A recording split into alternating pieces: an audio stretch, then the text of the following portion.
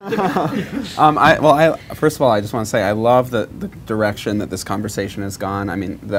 these ideas of sort of compartmentalization and joy, I mean, I think that they're so relevant for what we're talking about here today because, you know, for me, I think that people tend to look at religious differences with a lot of anxiety, and that results in compartmentalization. People either sort of, you know, personally compartmentalize, they kind of privatize their religion or their atheism. They don't want to talk about it, they're afraid to talk about it, or and what that does is it kind of clears out the playing field for the shouters to come in and be the ones who set the tone. They're the ones who, just, you know, they are the ones who paint the picture, who tell the story about what religious differences mean. And what I have found is that in interfaith context, there is in fact a great joy that comes from encountering diversity. And I think that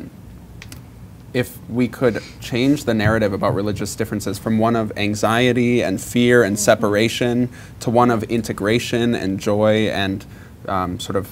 wholeness in our individual personhood that allows us to be seen as individuals rather than representatives of whatever group that we come from, whether it's, you know, or oftentimes a representative from multiple groups,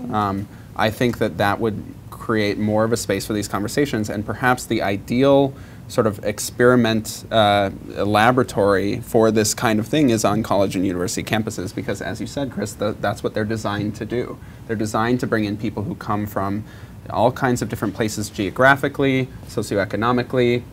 who bring with them a wealth of different kinds of experiences, put them into one little space, and then, you know, hope that they're going to find